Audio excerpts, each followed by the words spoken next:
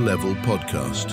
Your Masonic podcast. Join the hosts Billy McIntyre and Sam Earl Sedgey as they delve into the world of Freemasonry.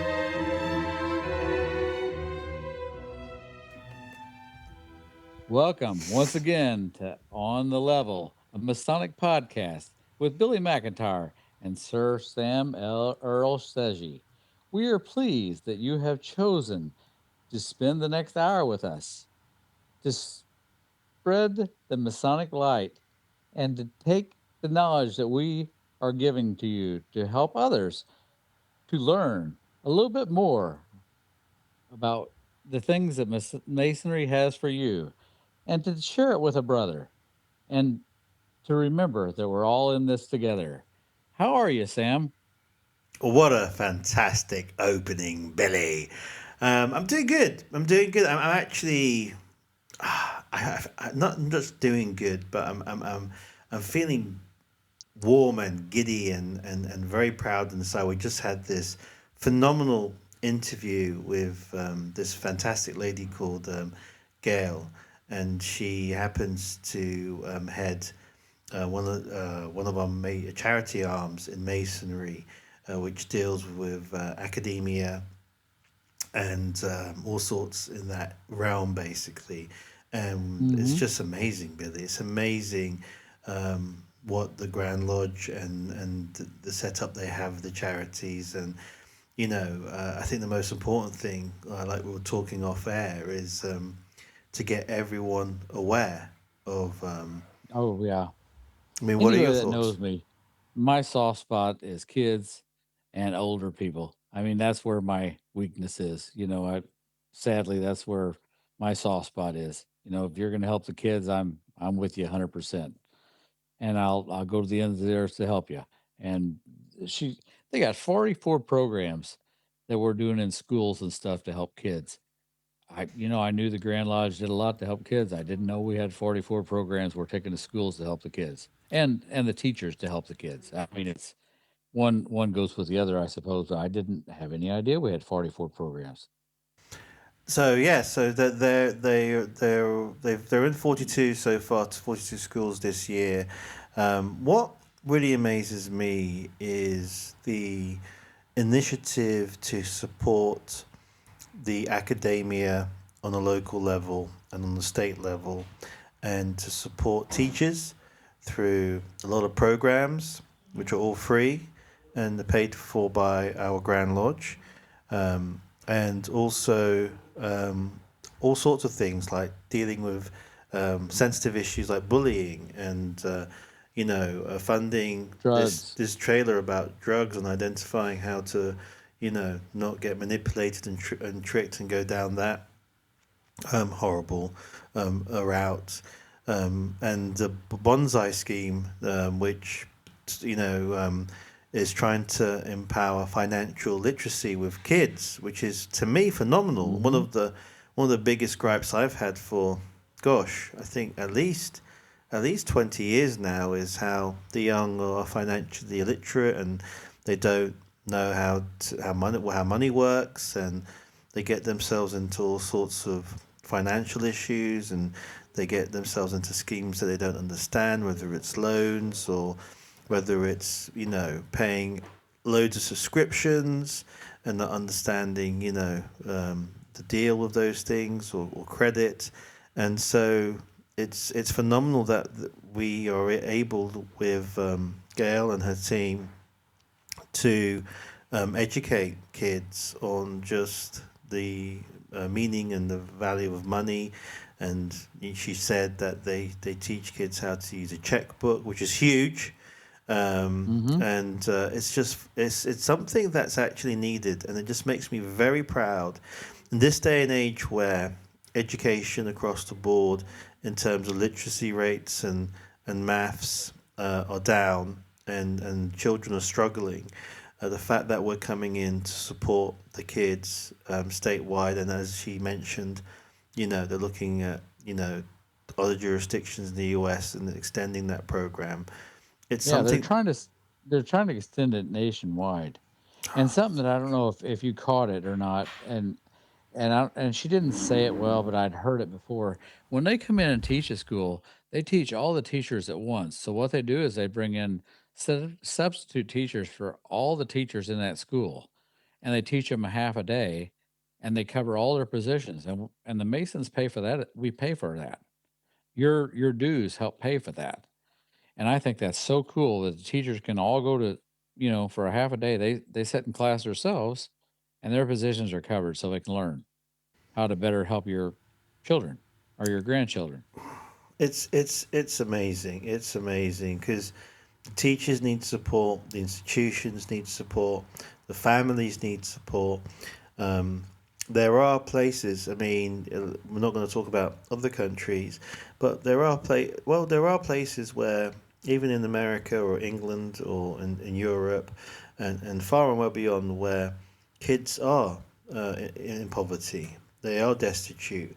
Um, and they do go to schools and they don't get to learn much because they may have issues in the household, or the teacher is dealing with multiple children with multiple difficulties, and so to have this kind of assistance and help that's funded by the Grand Lodge of Illinois of free Hmm. um, of ancient and free and accepted Masons, it just warms my heart. And so for me, it's like, well, as worshipful master of Frank and Nicol Lodge, number 1170, I'm going to talk to Charles Robinson and my office and see if we can get well versed up and inform our members about this. Maybe do a 5 minute education session on this um, in the lodge, but not just one off. Like, I think maybe every 5 months or every 6 months or at least once a year, have an education on this, because we're always having new brothers enter the lodge, and once they attain their third degree, they're master masons, and they come into the stated meetings, and informing our new members about something like this is huge. It's huge, and Yeah. it gives them an idea of how far-reaching the potential we have as Masons through the instruments that we have to really help and I support guess our local communities, and that's including our schools, which is really I guess I important. would go, right. I guess I would go as far as if you're happen to be I know we got people from other jurisdictions besides Illinois that listen to the podcast, and we thank you for that. But if you got any connections with your grand bodies, I would encourage them to contact uh, Gail through the avenues that she'll tell you about on the interview, and reach out to her. She's wanting to spread this information to other jurisdictions. She would love to help you implement this in other states. They're actively trying to spread this through the United States and other places. So she would love to help you do this. And I think it would be great if we had spread this all over the United States. Well said, Billy. And here's the other thing: if you're a Freemason around the world listening to this podcast, Yeah. get your Grand Lodge to contact the Grand Yeah. Lodge of Illinois. Pick up, Yeah, absolutely. get the Chancellor, the Vice Chancellor, who has or probably already has contacts with your Grand Lodge, and find out more about this program. And then that's a discussion within your grand body, and actually within your Masonic community, in how to support and do something similar. What works in your country or jurisdiction? How can you bring that? Because kids, our children, and children of others are our future. They are going to be the ones that we're going to take over. And if they are struggling as adults on an academic level, an educational level, or they're struggling on understanding, financial literacy, let's just say, or anything involving academics, then the nation struggles. And Hmm. so academic excellence is really important. And as someone who sees it, especially where I am here in, I go down a local club. I get to, roll some dice every Sunday, and everyone who plays these games here, they all got a master's or a PhD, or doing something academics, or teaching a foreign language, and they're all extremely highly educated. And you know, why can't we have that in our localities? And so this kind of focus can really become something big.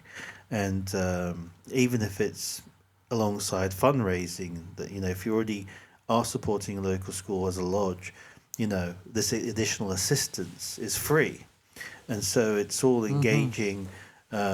If you're, if you're a lodge in Illinois, or if you're just a member of the public, you contact. You don't have to be a Freemason, if in Illinois, to contact and talk to Gale and get support. So this is not something exclusively for Freemasons and their lodges. This is for everyone around the states, and hopefully something, that initiative that will continue nationwide and possibly globally. And what really gets me excited is that there is a potential. I'm not saying it will happen. It may not happen, because we're so, in many ways, so distracted by so many things in our lives and in our communities and localities, that it may not happen. But there is a chance that if we keep building something like this, what Gale's doing at the Grand Lodge of Illinois, that it can get replicated on a global scale, and that kind of power, that kind of influence is amazing. What do you think? Oh, I think that'd be wonderful. I don't know how much, yeah. I I don't think anything could be better than that because I mean, this is just nothing but help for the children.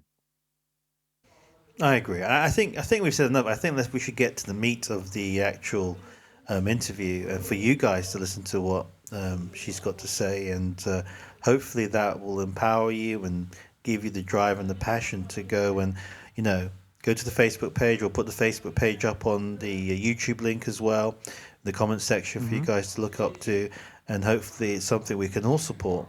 And any last words, Billy?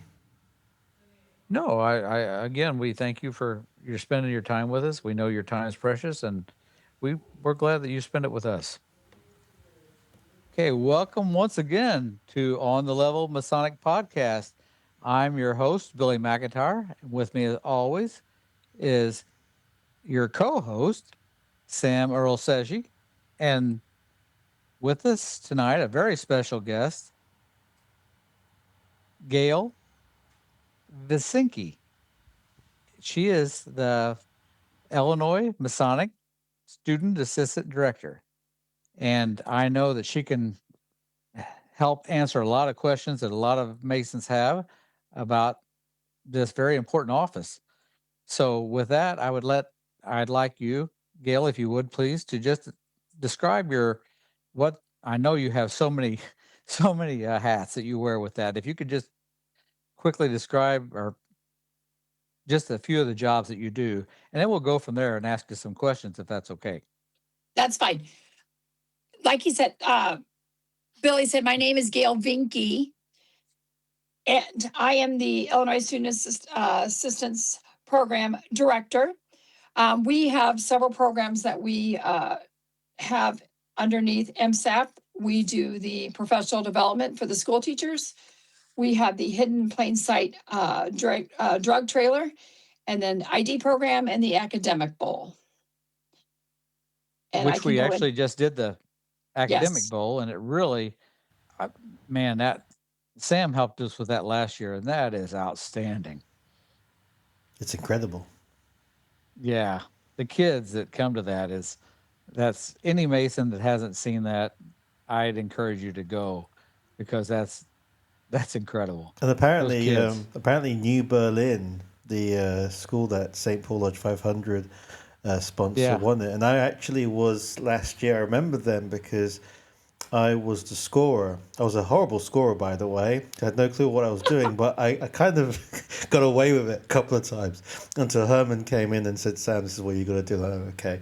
But I remember I remember them very specifically because me being me, New Berlin came in, and there's this other group, and they had New Berlin, and I think the other one was You know what? I can't remember what the other one was, but I came up with something. Said well, it was the Germans versus the. I start asking questions like, were there many Germans who came in and set up New Berlin? Because I'm always fascinated by names of places, and they were fantastic. They were fantastic. I think it was the other team was the one with the Indians, the American Indians, and they had a great time. They had a great time. Anyhow, sorry, I digress. But it's really nice to see a team who I saw last year win it, and they're a great bunch of kids, and they are so smart and well deserved. Yes, it brings in together over 330 schools from across Illinois, make it one of the largest academic competitions in the state. I mean, we It's spoke. amazing. It's amazing. We spoke to Herman about it, and and if I'm correct, it's the only one that's ran in the country that's supported and pushed by a Masonic Grand Lodge, and it's absolutely phenomenal what you do, Adam, and what your team does. So, what's the passion behind it? What excites you about the Masonic, the Academic Bowl yourself?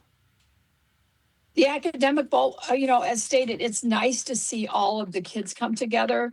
The program's supported by the Grand Lodge, you know, oh, and more than 250 local Masonic lodges, which is amazing.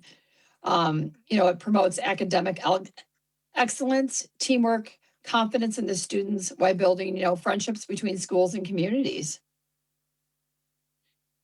It does bring so many together. And, I'm amazed by not only the teamwork on the teams, but, I've even seen the two teams when one team don't know the answer, the other team really says, good job when the other team answers it. It's amazing, these good sportsmen that these teams have for, each other. Yes. It's really neat. Madam Gail, you mentioned something about a hidden van or something. What is that? A hidden medical van? The Hidden in Plain Sight trailer is called Hmm. HERO for short. It is an interactive educational program designed for parents and adults 18 and over. The trailer is staged like a typical teenager's bedroom. It shows over 100 everyday items used to hide drugs or paraphernalia. Participants learn how to identify warning signs, red flags, of substance abuse. It displays, includes like examples of common street drugs, what they look like, their effects, and potential dangers. Also Oh, wow. highlighting, the misuse of over-the-counter medications.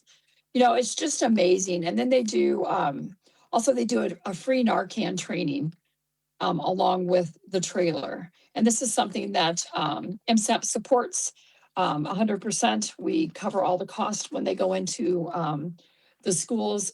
We generally, what we do, I would say, is we send a donation to them because this trailer is operated completely on their own funds, only by donation. I had no idea we even did that. Yep. No, That's cool. neither. That's amazing. How many schools do they engage with across the state in a year? Do you have any rough idea? We just started working with them a couple years ago. I've used them 3 times now. We're actually going to do one next week in Chicago. Oh wow! So, and then they run the trailer April through October. So when we run them in the winter months, they bring the room inside. That's amazing. That's amazing. That's really cool. And, Yeah. I think the biggest part is the assistance program for school students. What exactly is that? MSAP works directly with Excel. They are our to provide the professional development resources, and we support our educators. Our goal is really simple, to help schools recognize when students are struggling and provide the tools to support them before problems or crises come about. Students today, face so many different challenges. Some are dealing with family issues, other with bullying, mental health struggles, or pressure from peers and social media. Often the first adults to notice something isn't right are the teachers and staff who see those kids every day. Right. Yeah, I imagine they probably get more of a read on them than maybe sometimes their parents even do. Yeah, Seeing we them would like, say, our first um, in education, our first line is the bus driver. That's the first person that sees that kid in the morning. And, they learn to read the kids, and, it's transferred into the classroom. So working with IMSAP and working through Excel, we do professional development. We help educators understand those warning signs, what they might look like, and how to respond in a supportive way. Our goal is not to turn teachers into counselors, but to give them the awareness and confidence to recognize concerns and connect students with the right resources. And what's the engagement? I mean, how many schools are engaged with MSAP roughly? Do you have a rough ball idea of how many? We're sitting, last year we did 44 schools. I just did my report for last month. We're up to 42. Oh, wow. wow. So we're all over the state. We come in and we do up to a half a day training, or we do afternoon trainings. And like I said, those are absolutely free to our schools. We provide all the trainings. When we bring in a full day training, it's nice. I'll bring lunch and set lunch up for everybody, so we can work amongst each other. And it's just a really amazing way for our teachers to get this professional development and get their CEUs at no cost to the school and no cost to them. Now forgive me if I'm speaking out of turn, but we even, and I say we, the Masons even provide for the substitute teachers, correct? To Yes, cover their and we will. spots. Yeah, yes, we will provide a substitute rate, whatever that their rate is in their school. We do pay their sub rate. Yes. Okay. And how do they, the schools go, how do they find out about this? A lot of them have worked with our presenters a lot. Excel. Um, I've done this program since 2022. Okay. So my name is out there. I get contacts, a couple times a week on different schools. I market the program a lot myself. I'll just send a big email out at the beginning of the school year. And I kind of keep track of where we've been in the state. And if I haven't heard from them in the year or so, I will send out an email so we can get back into that school district. That's So amazing. you go all over the state, not just, Yep. okay. That's really All cool. over Illinois. Yes. That's really cool. So well, that's incredible. How would Master Masons listening to this, or the general public who are listening to this in the state of Illinois, how would they be able to reach out and contact you? And what would the criteria be for you to be able to initiate and engage with a member of a public or a school teacher or a Master Mason who is trying to help? We look at a lot with our lodges. I count on my members. I count on my Mason, the brothers, because they're our front line. We've got teachers that are Masons, superintendents, um, principals, for them to be getting the word out of what's going on with our program, and how we can get it involved and get it into our schools. That's my biggest point is, I can't do this program alone, and with the help, and support of our Masonic community, that's how we go at about, getting the word out. My email address is on our Illinois Masonic Student Assistance Program Facebook page, and it's also on the Lodge Illinois Masonic website. So if people listen to this podcast would happen to know teachers is something that we thought would benefit from that, would it be okay for us to refer them to that? Absolutely, you can refer them directly over to my email. Okay. That's amazing. Because I think I this think what might I'm be gonna people. I think what I'm gonna do on the Lodge Facebook page for Frank and Nicole Lodge 1170. I'm gonna join this Facebook page and share it on our Facebook page to make sure our brothers are aware. And I know maybe some of them are Right. aware, but it'd be nice if see this is what's really cool. So what I would do is I'll ask Worshipful Brother Charles Robertson, our education officer, if he could spend like 5 minutes, 6 minutes in the next stated meeting and talk about it. And if we can Right. get all the brothers in the lodges to have a small 5 minute brief talk about, from a brother who has read up and is well informed about this or listened to the podcast, I think that'd be great. I think that'd be pretty awesome. I mean, this is incredible work that Gail you do, and everyone who works with you and your team. It's just phenomenal. And in a time where, you know, schools are underfunded, from my understanding. There are obviously there are schools that are well funded and do well, but I've been in. We've done some charity work, and I've heard some. I mean, I haven't met the kids. I tried not when I was on the charity committee. Long story short, for an appending body, there was this school, and I wasn't aware in my local area when I was in when I was in the US, and these poor kids, they were impoverished kids. They were below the poverty belt, and they were just struggling with just day to day being able to clothe themselves, being able to eat well. And these were 6 to 12 year olds, and it was very difficult for me to process that personally, and so we went on a small crusade to help them. But it's really nice to know that, as Masons, we have something like this organization that you run with your team and are able to assist children and especially those who are in need.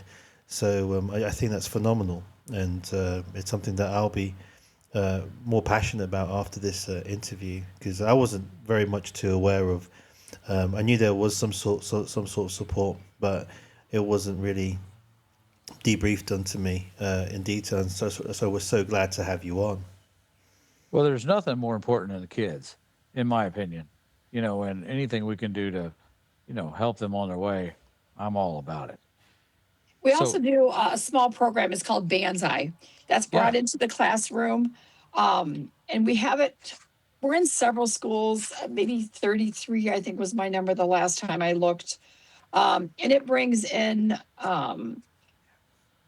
they teach them about financial literacy, Okay. budgeting, saving money, managing debt, credit, banking basics, basically. And that is also supported by the MSAP program. Oh, cool. That's huge. And that's something the kids don't learn enough about either. No, Yep, absolutely. how to do a checkbook. Yeah.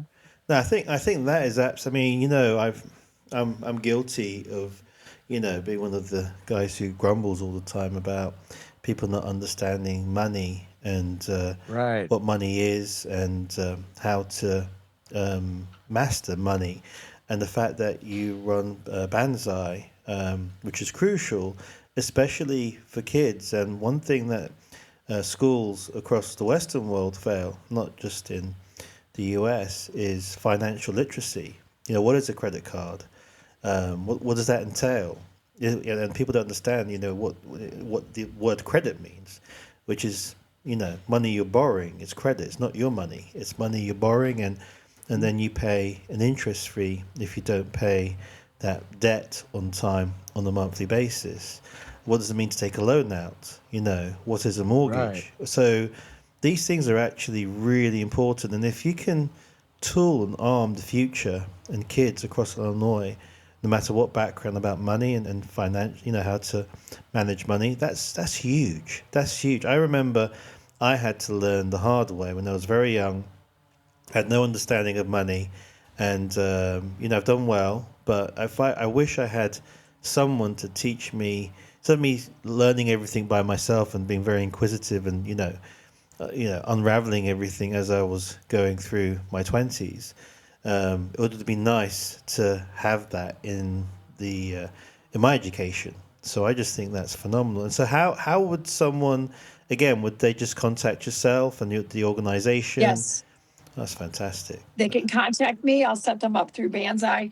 Everything is provided. They set them up with a workbook, which is really, I think, very helpful. Sometimes they use it for part of a classroom.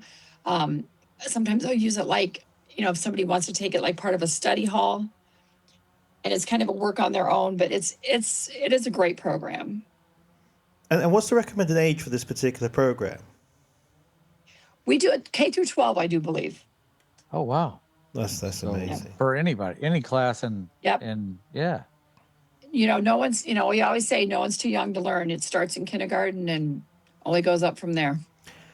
You know what? I think That's I think that's really important, Billy. I think if kids can understand money and the value of money, not only would they appreciate the money we spend on them. I've got an 8-year-old boy, and yeah. but also the appreciation of what money can do. And in a nation, or well, not just the U.S. not alone in this, but most of the West, a nation of debtors, we need more savers.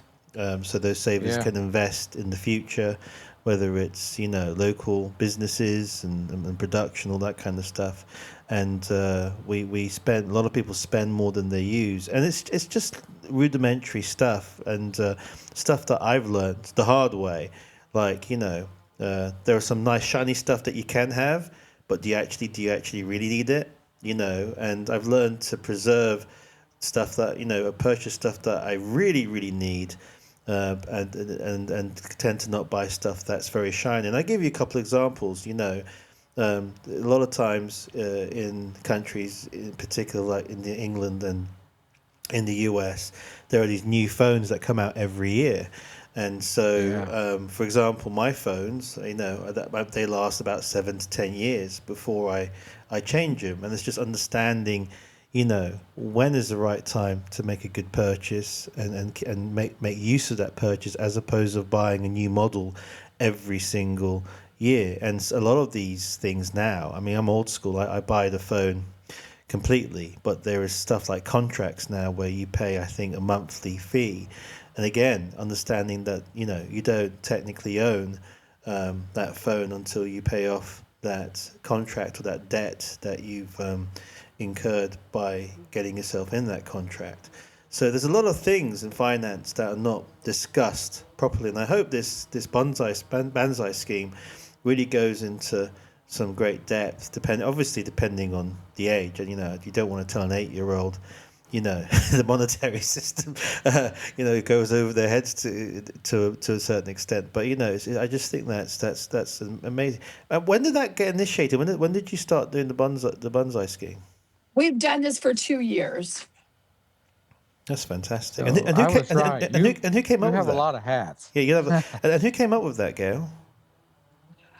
When I was working with Christopher Both, he was my chairman at the time, and he had learned about it through his bank, and we That's just decided to run with it. And it's not taken off as much as I want it to, but I'm working on that to get it into more and more schools because it's free.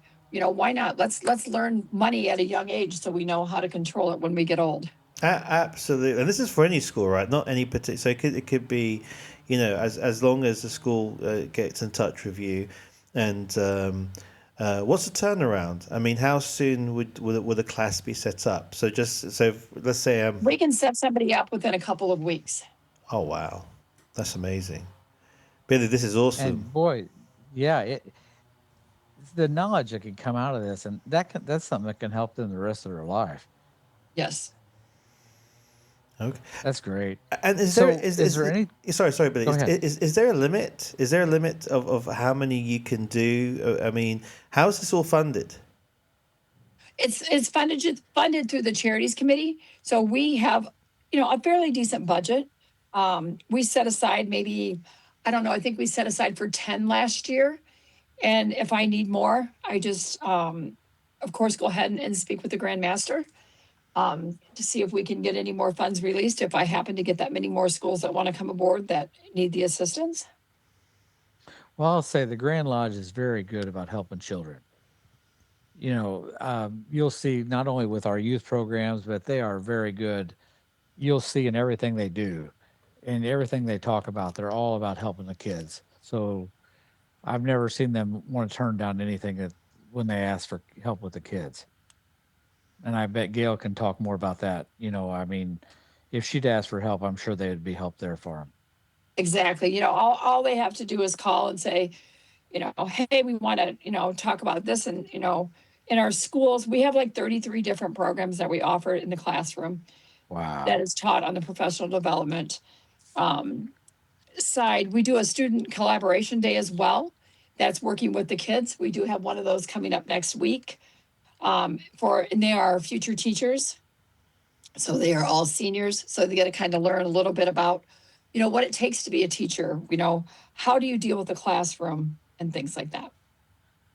That's great. Did you feel like, would you be able to run through a couple? You don't have to explain them all, but just run through a few of them? Absolutely. We do some of our big ones. We do, it's called co-teaching. And what that involves in is it just, it, it comes and you learn how teachers plan, coordinate, and deliver high level energy instructions in a co-taught classroom. So it helps our teachers learn how to work together and to bring everything possible that is needed in the classroom for it to succeed. They also do an effective questioning. They do, our key tool is to assess when checking, keeping the students engaged. Mm-hmm. What kind of questions do you ask to get the answer back, or how to engage with that student? And we also offer work for the paraprofessional. So, a lot of times I don't want to say get left out, but with them not being the primary teacher, we help Right. support our paraprofessionals as well. Wow. So it's a one-to-one support. That's what they do for specific students. So it's nice to support them and give them some information on how to help them be a better paraprofessional. That's amazing. I'm just, so many of these things that, I just, when you think you know what your Grand Lodge is doing, I'm blown away myself. And I kind of thought I had a handle on this, but I had no idea. So effectively, you're giving basically additional training for teachers that need it or require it, and there's always something to learn, and then that extra support that is sometimes overlooked in some areas. It reminds me personally in management, these free, but the difference is this is free management training, and in this turn it's how to manage the children, the students, in the most effective way in academia, which is phenomenal. How is your interaction with Grand Lodge and the officers, and what's your goal with them in the next 2 to 3 or 5 years? I would like to double my educational programs out in the community. I'd like to go from 44 to 88. Oh wow.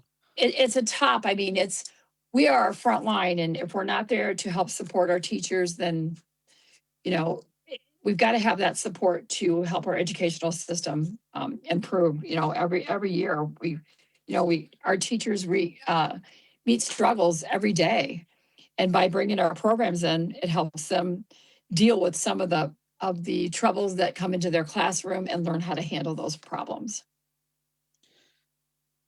That keeps you hopping then pretty much, doesn't it?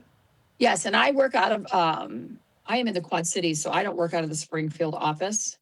Okay. So when I travel, I'm usually gone, sometimes 2 to 3 times a month. I will travel down to the programs and just talk to the new schools, try to bring more schools in, do a little marketing when I'm on the road. So there's just one person in your position, basically. Yeah, I'm a one-man show. Okay. Well, yeah. Well, if you double them, there might need to be a 2-man show, 2-lady show. Oh, We'll put the plug in for her, for your Grand Line officers listening. Man, maybe throw her a bone here. I mean, Billy, I'm actually, it really warms my heart, and it gets me really excited to hear about these particular initiatives that's done on our behalf in Freemasonry in the state of Illinois. And you have this wonderful lady, Gale, who is absolutely passionate about this and wants to double the number of sisters. And here's the thing, something that we need to put our hands up, especially United States. And if I see the United States being in the top tables and in the top 3 or top 1 where it should be, that will warm my heart. And it's not. And education is extremely important. I'm in China right now, and these kids are amazing. Their arithmetic, their academia, their level of reciting poetry, which is several thousand years old, just blows my mind away. Their reading capabilities, and if they can do it here, they can do it in the USA. And the fact that we have an organization which Gale supervises, and is there's a plan to double it. If we can get the word out and support Gale in all her functions, in her endeavors in this, I just think it'll be the best, one of the great things that we can do in the state, because the children are our future. Literally, they are our future. What I'd like to say, if you're a Mason, listen to this, and if this doesn't make you proud of your Grand Lodge, there's something wrong.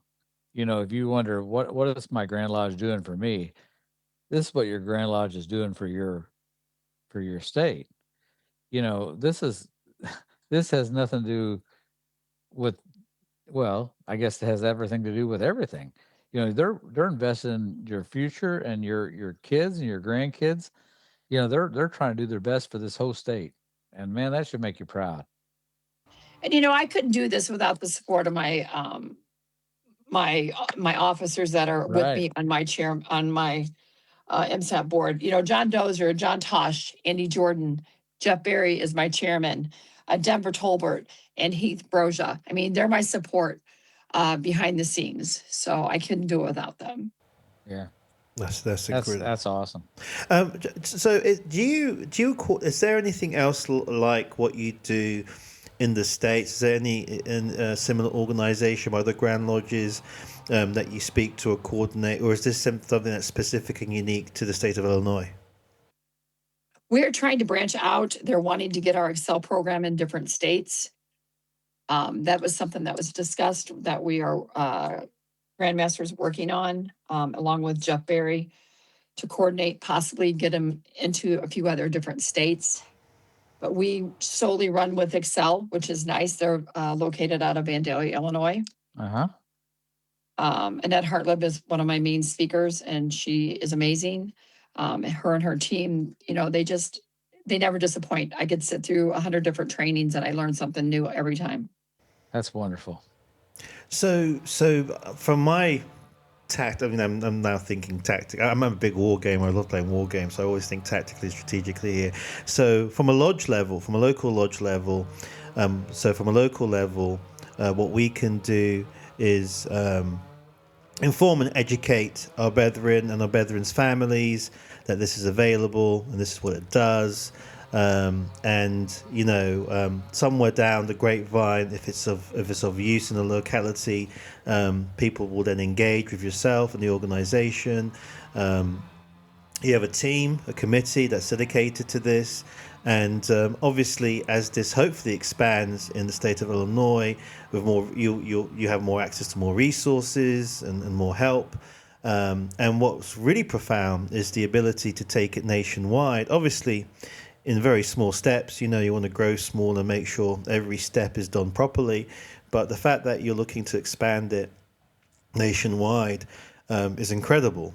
And something like this is needed. And I wish every nation or every Grand Lodge in every jurisdiction had something like this. We'll be all better for it. And actually, historically, I'm not sure if you're aware, Gale, but the Masons in America were the very first people that started schools in the US of A. And it got to a point where they pushed the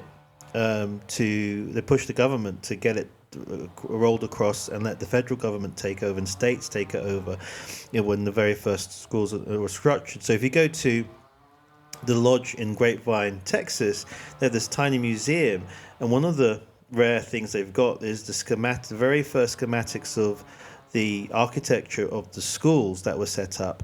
And if you look at the very first schools that were set up, they're emblematical and identical to how our old lodges, which for a few still existed in the USA, because that's what would happen was the kids would go on the ground floor and would study, because back then, the brothers were the carpenters, the bricklayers, the lawyers, the clerks, and so forth. And so they would come and educate the kids, and they will never go upstairs, which is the lodge room. So so to me, I think it's emblematical that you're kind of kickstarting that in a different way, obviously, but supporting our academic institutions, which is crucial in this time where there are. I mean, let's face it. It's something I think it's important to talk about, Billy and Gail. Education is at a crisis in the US and not just the US alone, but in the West. The standards are not the same before. And I'll give you an example, if you don't mind, if I say. I'm a big Lord of the Rings fan and the Hobbit fan of Tolkien fan. And I wanted my boy, as me being a huge Tolkien fan, to read The Hobbit, which was intended to be a children's book when Tolkien wrote it. And so I did the research on it, like I do. I go to the rabbit hole. And when Tolkien wrote it, when it was released back in, I think, the 50s, it was aimed and sold to the age of 9-year-olds.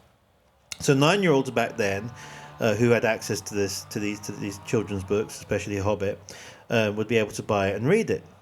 Now the issue is, the same book, which hasn't changed, is now advised for 12-year-olds in my country and in the US and most English-speaking countries, which means the 12-year-olds of today have a lesser reading ability than those in the 1950s. And that kind of broke my heart. So one of my missions was to make sure my boy, when he's 9, was able to read The Hobbit and understand it. And thankfully, his reading is ahead by several years. But then again, we make sure he reads 30 minutes a day and about 50, 60 pages. And he has to read it out loud with one of us, myself or my wife. So he does a lot of reading, and that's really helped his reading just go ahead.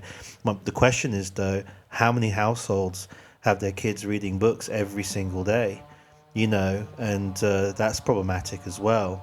How do we get them off that phone, or off the computer screens and actually read a book, or on a Kindle? You don't have to go old school like me. But sorry for ranting, but it's just something that I think it's crucial. I think you're doing a phenomenal job with the team that you have, and it needs voices and the platforms like this to engage with the membership in Illinois and all around the world. I mean, I hope from this podcast, God willing, that we inspire people around the world to do the same thing. And in reality, you don't have to be a Freemason to do it, but it's just really heartwarming that we, as Freemasons, have this particular organization under our wing and headed by someone like yourself. So sorry for ranting, Billy and Gail, but it's just something that I'm particularly passionate about. What are your thoughts, Right. Gail? It is important, if we don't start learning young and at least watching our kids when they come home from school and making sure their work is put in and done, then, part of the responsibility, it's not all on the schools. It starts at home. And Absolutely. If we don't start our learning at home and helping our kids, then where are we going to be? No, you're right. Well, if they don't learn good habits at home, you can't expect them to ever grow up and have good habits. Exactly. I think you touched something that's really crucial, is we as parents and as adults have to take that responsibility. And sometimes we delegate too much to a third party, whether that's school or whether that's something else. And we need to support the teachers. We need to support the academia, and a lot of that is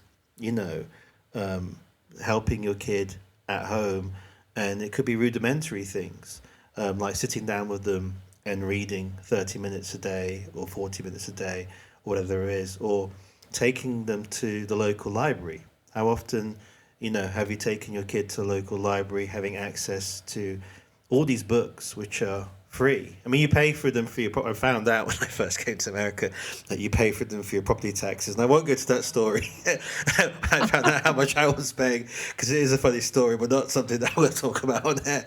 But these things are really, really important, and it's actually a conversation, Billy, that maybe you and me should continue to have on the podcast and bring Gale back and really try to champion and see this program expand as well as it can within reason. If she would like to, we'd love to have her back.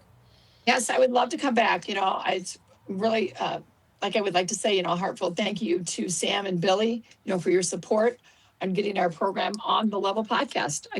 Well, before you go, I have two questions. First of all, is there anything else you'd like to cover before we cut you off? And we're not trying to throw you off. Is there anything we didn't cover?